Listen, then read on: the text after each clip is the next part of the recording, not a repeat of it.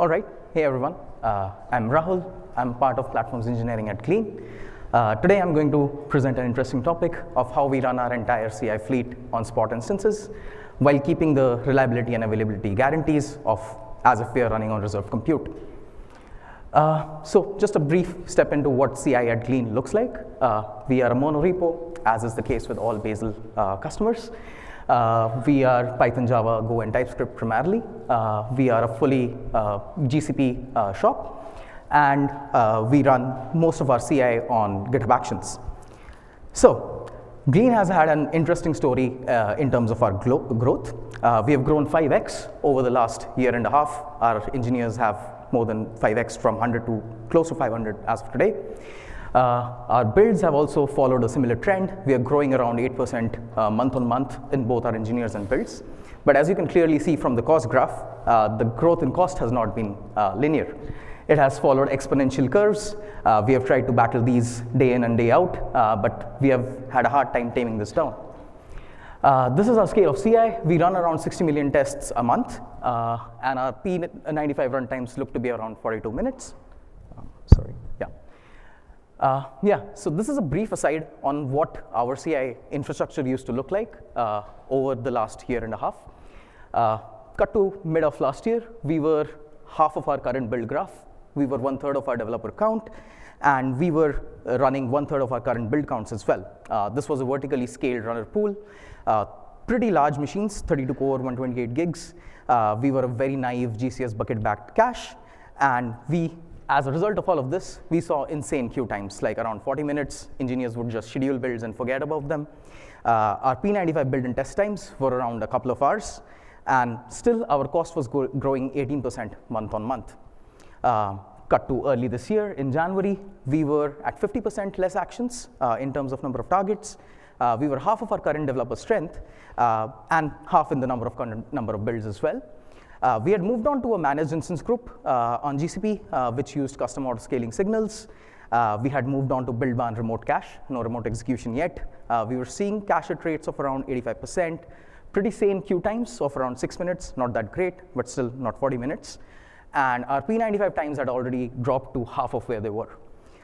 Sounded great, but actually the challenge was we were still growing 11% month on month on cost, which made us realize pretty quickly that we were buying bigger boxes faster than we were scaling out inefficiencies in the system. So what we eventually realized was vertical scaling wouldn't really work for us going forward. At some point in time, our projected bill was around $500,000 for just running CI at the current scale. We had upgraded from 32 to 48 core machines, 30% higher, obviously had gains, but we simply saw the bottleneck shift. SQL contention, bad tests, notorious TypeScript Webpack builds taking up or hogging all of the resources. And the most startling observation for us was that we were underutilizing 70% of our node pools. So we were just literally paying GCP for idle resources. And we quickly plotted out what the gains would look like as we bump up to the next higher tier of machines. And we had reached an inflection point where we would outpace the growth in cost by not gaining anything on performance. So further upgrades were just steep cost jumps.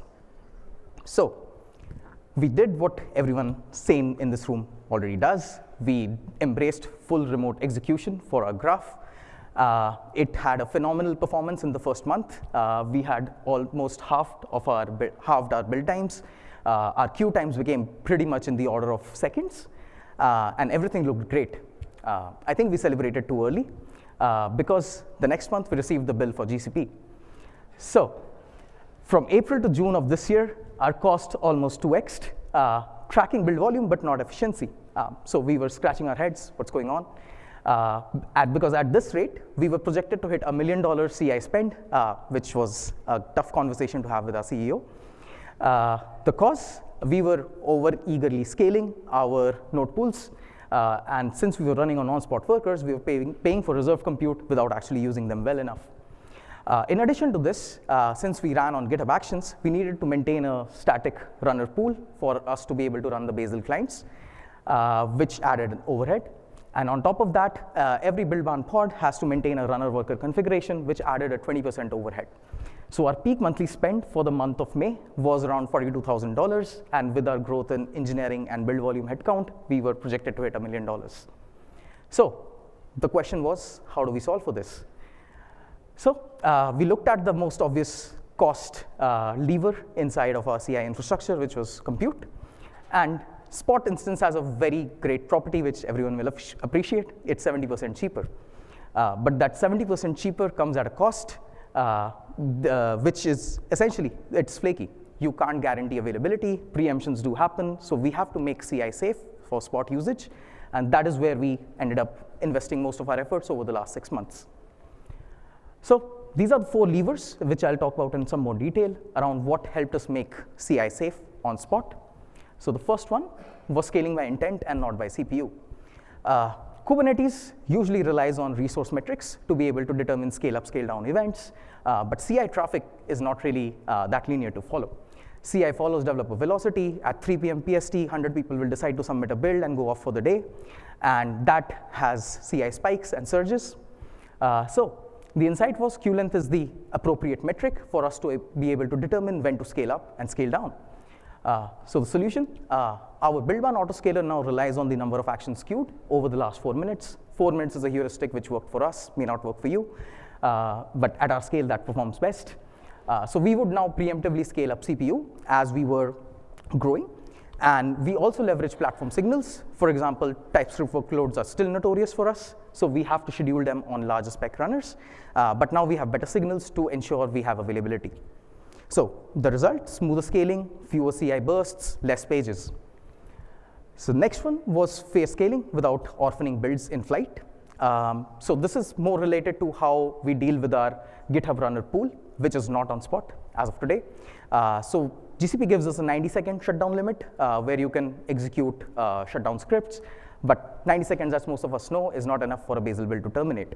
So builds can, compute can be reclaimed, and builds in progress will be lost mid-run. But we built out a custom auto-scaling solution, which runs on top of our managed instance group, which looks at the GitHub queue length and also the percentage of runners occupied, which gives us a good enough signal to accurately predict how many runners can be reclaimed and how many runners need to be brought up. Ensures fair utilization, and we can guarantee that no builds will ever be orphaned. So if a build is running, we will never reclaim that machine. So the impact was obviously 0 stranded builds. So this one was fairly interesting because on our GitHub runner pool, we needed runners to come up quick when there is CI spikes. And this was a problem which we had dealt with earlier when we were running static scaled runners. It used to take 8 minutes for a runner to join the pool. Those 8 minutes were broken down into doing a full git clone of our large repo, which used to take a couple of minutes, and then running a full Bazel build because we wanted the machine to be warm enough for the subsequent builds to come up. We quickly realized that we could reuse the state of a runner which is already a part of the pool and make it available for the subsequent runners which join the system. So we added a disk cloning mechanism where a new runner boots from the state of a previous machine and uses the pre-warm disks. This helps preserve the repo cache, which is notoriously slow to download if your repo has grown to a large enough scale, and also manages to persist the artifacts which have been generated by the previous builds, which essentially means every build can now benefit from a repo cache which is already seeded and from artifacts which are already available on disk. This maintains, so we have to maintain freshness. If we don't, then the git pulls can go stale, artifacts can go stale, and you would not really see the benefits which are needed at that point. So to ensure that, we only select runners which have run more than one build and have built more than 50% of the build graph, which means majority of the artifacts will still be available on the disk. And also we rotate these periodically so that the older disks are reclaimed and newer disks are created on the fly. We do this around 100 to 200 times a day, and we ensure that our CI pool is always fresh. So this solved our cold start problem and dropped down the cold start to less than 60 seconds at a P95 scale. On average, we see this to be around 30 to 35 seconds. So that directly corresponds to the queue time which a CI build will eventually see. This also had the additional impact of improving our cache hit rates because local disk cache is already seeded with the artifacts of previous builds, so we did see a 30% improvement in our cache hit rates. Okay, so the last one, I think this was touched upon earlier as well, is exec properties. If you're running Buildbarn and you have multiple size classes, you already need to start tagging artifacts correctly because ISCC is not always correct. And this we realized pretty much soon enough as we started rolling out Buildbarn across our build graph. We would see TypeScript Webpack actions getting scheduled on small runner classes and never finishing. So this introduced artificial latency into our systems, and which we had to deal with by manually tagging artifacts which are large enough. There is already work ongoing to determine these more accurately and, and have that not be manual going forward. But the solution essentially helped us gain optimal placement of actions on the appropriate runner classes. So a combination of these 4 strategies is essentially what helped us make CI spot safe. And guarantee the reliability and availability which reserved compute comes with. But yeah, running on Spot isn't always really free, and people who have done that would definitely appreciate it. Spot capacity isn't guaranteed. We started off with a fairly naive setup where we spun up a cluster which in a single zone, US Central 1A, and we eventually ran into the dreaded no spot capacity. 12 AM pings that CI builds have crawled, nothing is happening. We took a quick fix, at least for now, given that it's only been 3 months once we have started rolling this out. We have moved to a regional cluster. I think we'll have to explore more on how we improve the system reliability further, but regional clusters work for us and provide better availability of resources. Next one, preemption storms are a reality. The cloud provider can randomly decide to take down 30% of the node pool, and there's nothing you can do about it. But Bazel has a pretty nifty flag, remote retries, stick a high enough number, forget about it, helps save a lot of pain to deal with this. And thank you whoever added that. Okay, so in summation, from chaos to control, as you would already have seen, vertically scaling static runners, queue spikes, all of this was a lot of chaos in the system. With a 2% team dealing with this, it was projected to hit $1 million. But moving to intent-based autoscaling and relying on spot instances helps shave off the build, helps shave off the cost, and also made it more predictive and adaptable. So that's all from me. This is us. Come meet us during the conference if you want to dig deeper. Thank you.